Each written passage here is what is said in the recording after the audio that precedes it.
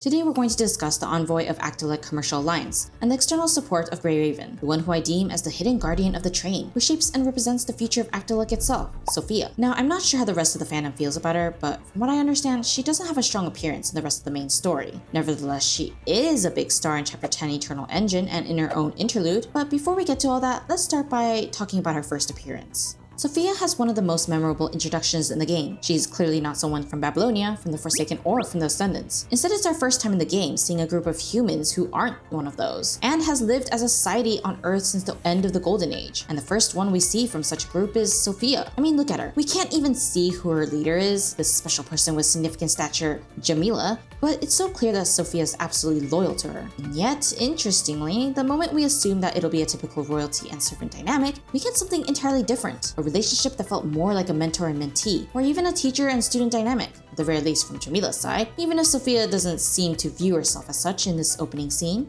But with the seemingly different dynamic between the two came the realization that those two are actually underlining the social class conflict between the commoners and the nobles, while their current dynamic shows how bridging between such groups can enable and potentially free them from the futures that they once believed would never change for the rest of their life. More on this later. Despite Jamila's good intentions and desire for Sophia to find herself though, Sophia doesn't seem to desire anything beyond herself, whether it's her growth as a person or to see the world around her as it actually is. But how did she become someone like that? And why is Jamila pushing Sophia to rediscover her identity and wants to have her pave her own path for Actelic without the influences of those with more power than her?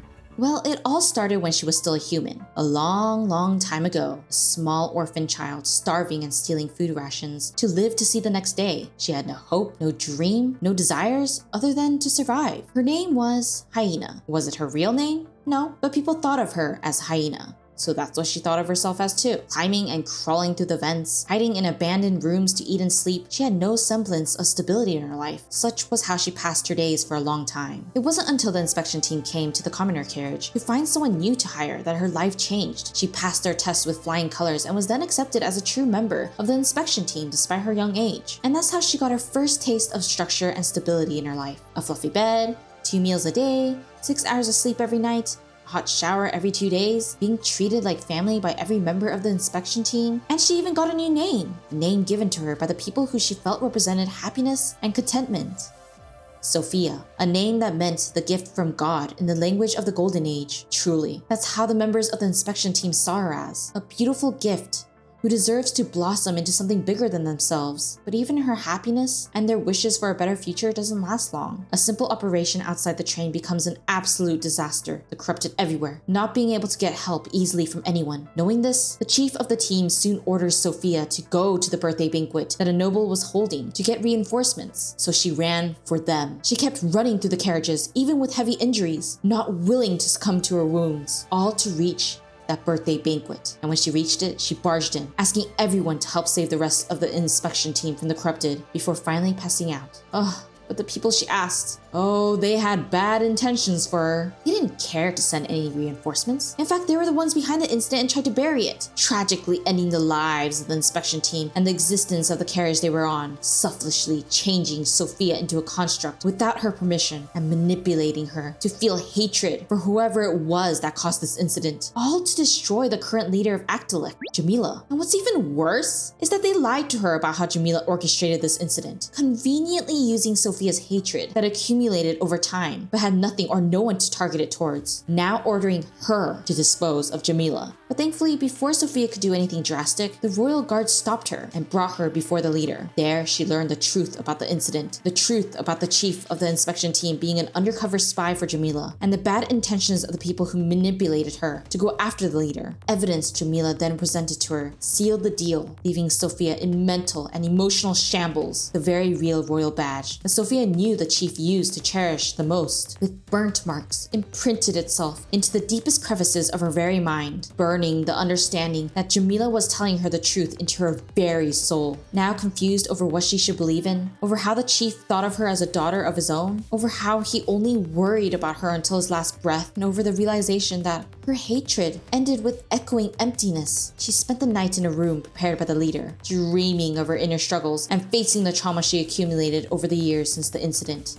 Because now she had to make a choice, because Jamila was not going to choose for her. No one was. And so she does make her choice. Just serve under Jamila as her guard, and to honor the chief's desire to have Jamila take care of her. And since Sophia's decision aligned with Jamila's own wish to have the girl as her own protector and pawn, she accepted. But ironically, as time passed by, and the more Jamila watched Sophia grow, Jamila began to view the young girl as something more than a bodyguard. No longer the final will from the chief of the inspection team, but rather something akin to a family. She no longer wanted her to be a pawn. She no longer wanted her to stay in the nest, the train, for the rest of her life. Even though Jamila herself ordered Sophia many times to spill blood in order to retain the peace that Akdalak has, the guilt over giving such orders consumed her. And now she wanted Sophia to experience the world outside, to grow stronger, to enjoy life like a girl her age should, and most of all, make her own choice with her own will, without being influenced by those in power, to finally see the blooming flower that stands strong in the desert. But with Sophia at a standstill, and Jamila not being able to push her further, the heterocore from the International Space Station created a unique opportunity to tackle all of the concerns and issues Jamila had to face. So having Sophia warm up to the idea of expanding her world beyond the train and assigning her to assist the Grey Raven became an essential part of her growth and breaking out of the mold that Sophia put herself into, to think for herself, to make decisions for herself, to be the true Sophia.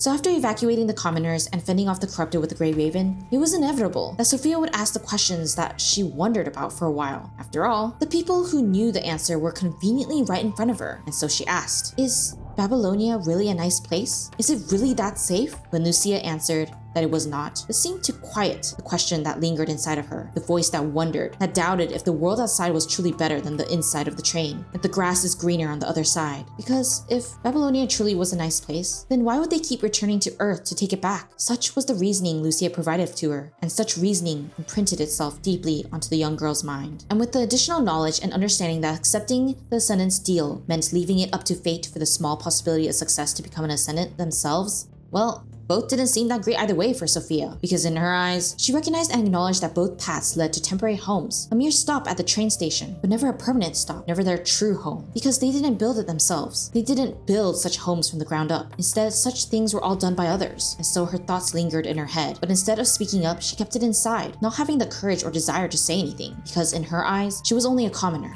someone who didn't really deserve anything good, and was only worth something when she was serving someone like Jamila, or whenever she helped someone out. But what she doesn't realize is how important her existence is to Jamila and to everyone. In fact, she remains the key, the bridge between the commoners and their leader, and to an extent, even a bridge between the nobles and the commoners. No longer a simple commoner child, but rather a construct who's able to access the aristocrat's carriage as someone under Jamila's umbrella, and a protector for those who live on the train. Even if the aristocrats desire to break away from the unfree life and not share any resources with the civilians, or if they're a commoner who wishes to eat 2 times a day and make a living somehow to survive, it doesn't matter. Because Sophia is someone who encompasses both worlds. She who was born as a commoner, but rose to the status of someone who can remain in the aristocrats' carriages as a construct, can't be slotted into categories so simply as one might want to. And while Aston too is a bridge, he doesn't fully encompass the mix between both worlds. In fact, while Sophia remains the strongest bridge between the commoners and Jamila, but a weaker bridge between the aristocrats and their leader, Aston is the strongest bridge that connects the aristocrats to Jamila, but a weaker bridge between the commoners and their leader. And in between both of them is Jamila, who uses this balance to protect the peace of Akdalak. But despite this balance and their roles as bridges, Sophia is inherently different from Aston, because she is someone who can fight as a construct, fight against the monsters that could easily destroy everyone else on the train except for Changyu. But even so, Changyu is essentially an outsider who wasn't even born on the train, unlike Sophia, who was born here. And that's why Sophia is truly the one who encompasses everything that the new age should embrace, the blending of 2 worlds, 2 different worlds, the commoners and the aristocrats, not relics of the past, not a product of the present, but rather the symbol of the future,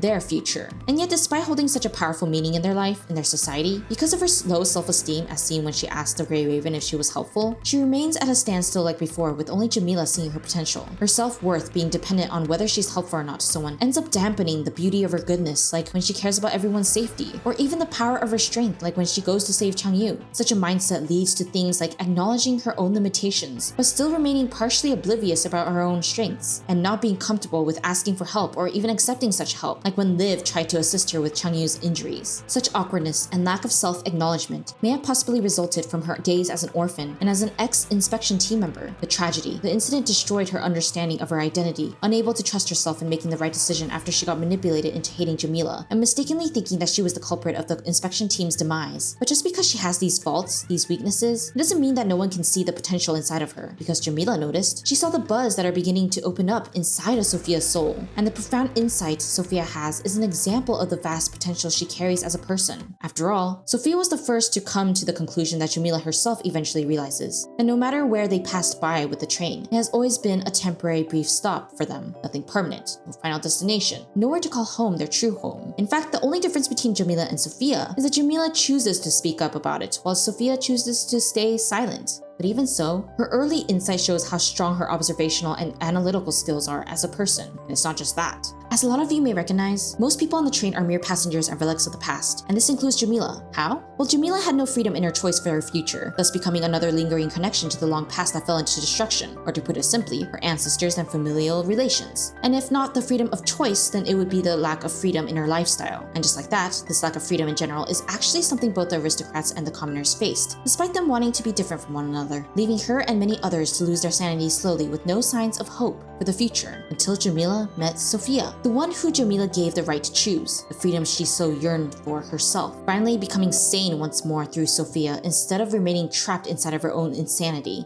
Perhaps Sophia's reliable, egoless, and genuine nature brought reassurance, balance, and peace back to Jamila's heart, allowing her to open up to the young girl, and such qualities may have been one of the contributing reasons why most chose to trust and believe in Sophia's promise at the end of the chapter. So combining that with her profound insight creates and builds a trustworthy image of her to everyone, regardless of how they actually feel about her. That's why when Sophia asks why they need to choose their ending now when the train hasn't stopped and they still have a chance to change their destination, no one disregards her words right away. Instead, it dawns on everyone's mind that she's right. But even so, they still ask themselves this: where do they go? Where can they go? Is there anywhere in this world that can become their final destination? One that they choose themselves? Knowing that everyone has such questions in mind, Jamila asks Sophia on their behalf. The person who blends both worlds, the person who stands tall as someone who was born on the train and became a construct who can fight, and the person who remains a bridge to everyone. And so, taking what she learned from Jamila, Sophia answers her: a trade, to create a world that doesn't need this train or Babylonia. Because she doesn't want to hide in the lonely space or become an ascendant. She only wants one thing, and that's to protect what she wants to protect, all of Akdalek. So she suggests a deal with everyone, a promise, a symbol of hope, to create a real final destination for everyone where they can walk this earth again with their own strength, to find their home, building it with their own two hands. And this vision Sophia sees is one that the commoners agree with, because they know that they can't run forever, and deep inside of them, they want to fight for their future with their own two hands too. But the aristocrats remain uncertain at first, due to their false sense of security and unwillingness to get their hands dirty. And yet, on a more hopeful note, they eventually admit that the ascendants aren't trustworthy. So would it be better to trust someone you know, or trust someone you don't know? A wild card, so to speak. They know that Sophia is someone who has protected them in the past, so if that's the case, then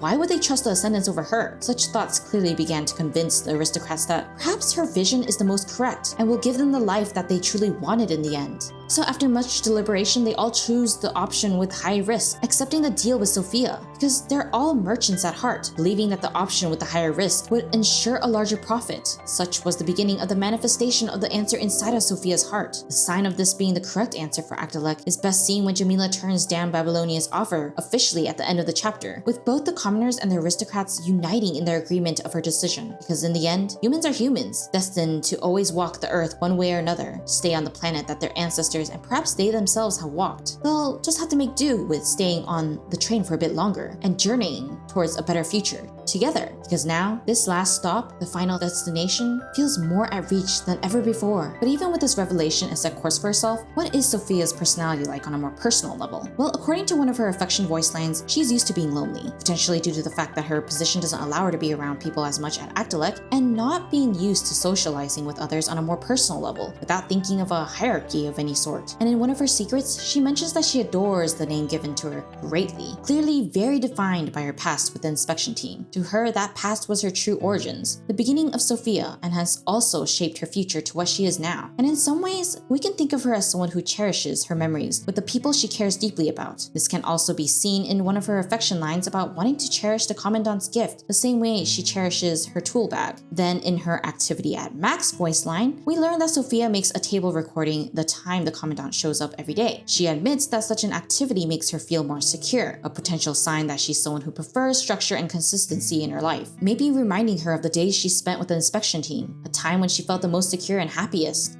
And then there's her data file that says that she's extremely loyal to Jamila, to the point that it astonishes people and even impresses them, whether it's because of her past guilt about accusing Jamila for causing the death of the inspection team, or due to her freedom of choice that she got from Jamila, or maybe because of the trust that they built with each other over the years. We'll probably never know. But her loyalty towards Jamila takes first priority over anything else. That's something we can easily notice just based on how she thinks, how she forms her opinions, and how she makes her decisions when she worked with the Grey Raven temporarily as an envoy. Finally, we learn in one of her secrets that her favorite game is hide and seek, and that she finds joy in being found. Could it be that the act of being found reminds her of the days when she first joined the inspection team and was accepted by them? That she no longer needed to hide to eat and sleep? That she was finally safe and secure? That's something I suspected when I read that line. But from all these, we can extrapolate that Sophia is a socially awkward and strict person. She adheres to structure and rules to the highest degree, including social hierarchies in most cases. And while she isn't completely against working with other people, she prefers working alone and is used to working alone due to that leading to more reliable results. At least what she considers to be more reliable results. She seems to find great comfort in any kind of structure and reliability, which might explain why she doesn't feel the need to speak up about things she notices, unless given explicit permission to do so. She also cares deeply about the people around her and cherishes any gifts that she receives from them. Such items hold great sentimental value to her, indicating that while she shows a somewhat cold appearance to outsiders, she's actually quite sensitive inside, because to her, the accumulation of those items and memories represent the current version of herself and reflects the beauty of the souls who once touched her heart at one point in her life. She seems to also be a very self-reflective person and doesn't have much of an ego. While that typically is viewed as a good thing, she has the bad habit of wanting to be seen as helpful and wanting to be helpful. The reason why such a habit is considered bad is because people could start viewing her as someone with low self-esteem and potentially even a people pleaser, both not being a good thing for her either way. I suspect that this is something that Jamila notices the most, and it might be why she tries to have Sophia learn the merchant ways from her so that she won't get taken advantage of by bad people like Ashlar.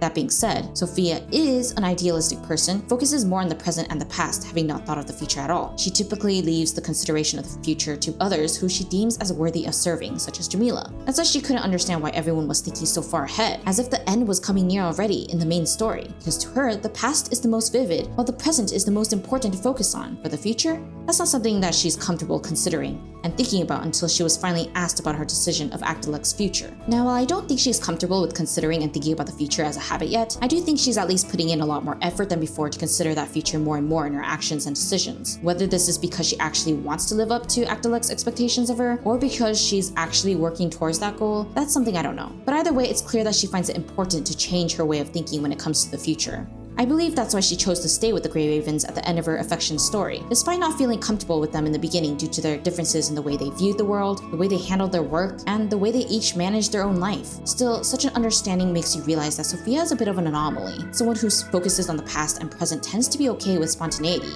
but for Sophia, she's not someone who likes chaos and spontaneity, perhaps because of her habit of strictly adhering to the rules, whether they're explicitly said or not. But by the end of her affection story, I think it's pretty clear that she knows her weaknesses, at least to a further degree than before, maybe even reaching the same conclusion as Jamila had about herself, because if she continues to allow her weaknesses to remain as weaknesses, then she'll only be limiting her ability to think beyond her comfort zone. Her understanding that there are more than one solutions to a problem, and her ability to empathize with those who differ greatly from her, not closing herself off from them, and not sticking to her old ways, but rather learning from such different people and expanding her world, even applying her newfound knowledge to eventually manifest the end of her answer to the question of where is their final destination in the world, one that they can choose themselves. And with all that, I'd like to bring us back to what we first mentioned at the start of the video, about Sophia and Jamila's dynamic with each other. How I said that they underline the social class conflict between the commoners and the nobles, and how bridging between such groups can lead to a positive outcome. Well, now that we have all the information about Sophia at hand and made some analyses about her personality, her decisions, and the path that she'll be going on in the future, I think now is a good time to finally talk about all this.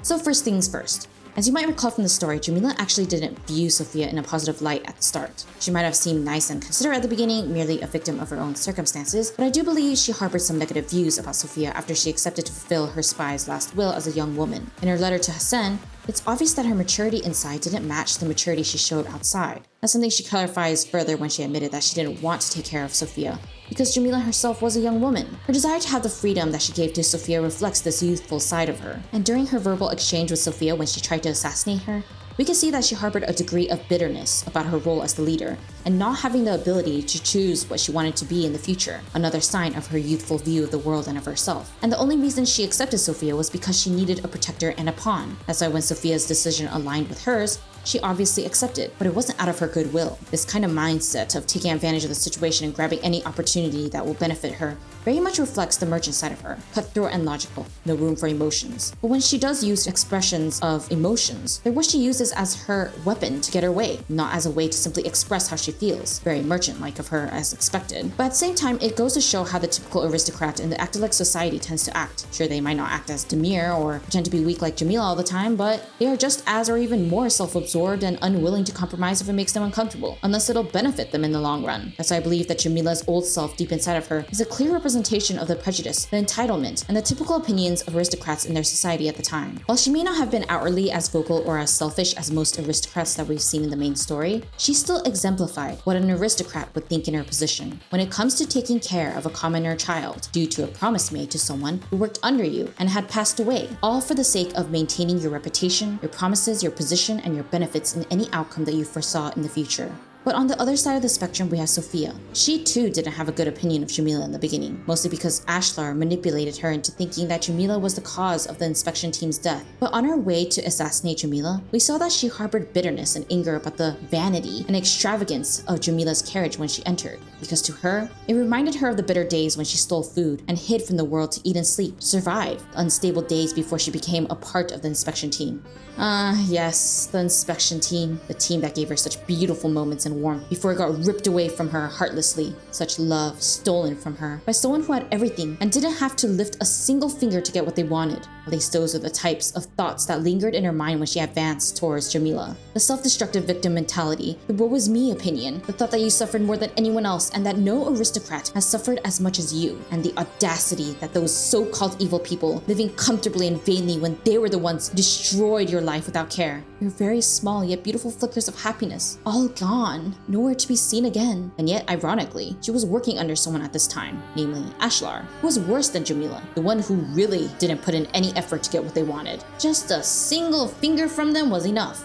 The one who lived extravagantly without care about the suffering of the commoners, the true person who stole her happiness and sealed her fate as a human. So after she learned the truth about the incident and about Ashlar, her thoughts about Jamila changed. But at the end of it all, she still remained a pawn. Sure, she wasn't a sacrifice anymore, but she still was a pawn for an aristocrat all the same, because that's all she knew. She only knew how to obey, how to serve, how to fight, and how to fix things. That was why she chose to be a guard for Jamila instead of doing anything else. Still working under an aristocrat. Still not in complete control over her thoughts, or at least with discovering who she actually is inside, still relenting to those with more power than her, still prioritizing the thoughts of others instead of her own, not keeping her own autonomy as a person, instead treating herself as a tool, a pawn that can be sacrificed, a product of the social class conflict and the unfortunate reality of commoners, unable to move up in the ladder, unable to secure the resources and education required to move forward, unable to see the fractures inside of them due to such biased societal rules, unable to see anything beyond their small world, trapped in the illusion they created themselves. But even if Jamila is Sophia's master in reality, the dynamic between them isn't like that, but rather it's more like a mentor and a mentee. And because of this, I think now is the perfect time to discuss how such a dynamic can actually become a bridge between both groups, the commoners and the aristocrats. As we learned from Jamila's letter to Hassan again, we found out that she started to gain platonic affection for Sophia as she watched the girl grow as a person. Sure, Sophia worked as her bodyguard and Jamila fulfilled her promise with the chief of the inspection team, but the more they spent time with each other, the more they began to realize that both were actually a person and that there's nothing different between them except for their starting lines. And those with a more mature outlook on life and are able to see the bigger picture in things, such as Jamila in the present time, will begin to realize how much power they actually do hold and how much their power can actually help someone reach their max potential if they so desire. Education and life experience are two things that Jamila has over Sophia, so her ability to discern Sophia's potential and her desire to help her grow soon overpowered her previous immaturity and biased perspective once she understood that Sophia too was a person, a young girl who had an unfortunate outcome. I believe that's why Jamila stopped wanting Sophia to be a pawn, and why she wanted her to see the world beyond the train, to become stronger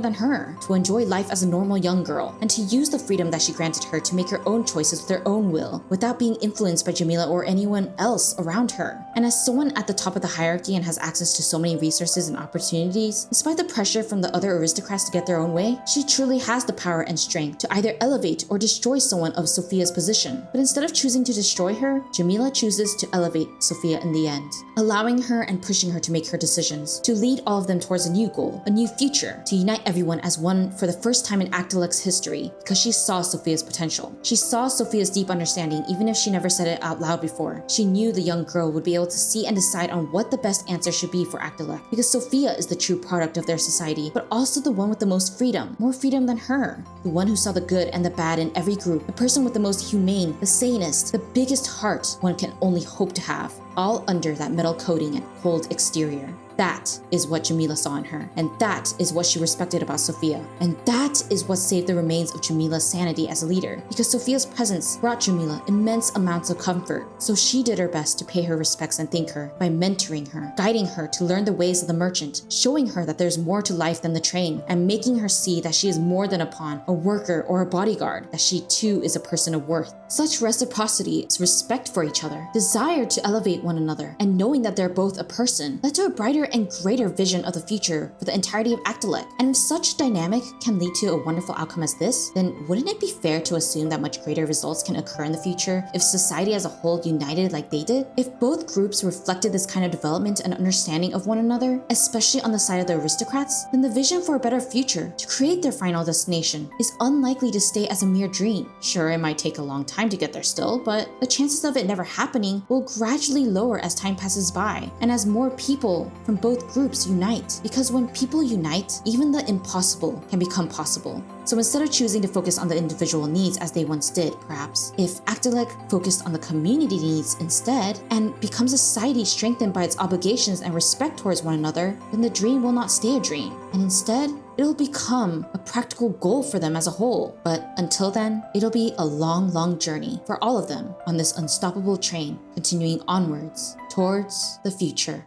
And that's the end of my video on Sophia. I hope you enjoyed hearing my thoughts on her, potentially finding a newfound respect or like for her maybe, at least for the context of the story and as a character, since I know people have some annoyances about her clunky frame and the gameplay itself. Either way, I quite enjoyed making this video myself, so it would be great to hear what other character analyses you'd like me to make for this game, or if you have something else you wish I can cover in these types of videos. Either way, be sure to keep an eye out for more Punishing Grey Raven character analyses and lore theory videos on my channel as I wrap things up here. But before I go, I want to give a quick shout out to my awesome team who support me in my work, and my paid members on Discord, YouTube, and Patreon, and of course all of you who enjoy watching my content. And that includes you as well who finished this video, so don't you go walking away with a sad face. In any case, if you have any suggestions or feedback you'd like to give on the video editing, audio, or anything else on the video, then please let me know down below. That'll help me shape these videos later in the future that I'll be creating so that you can enjoy it more and more from now on and in the future. But yeah, I'll get going now. So I'll see you later. Bye!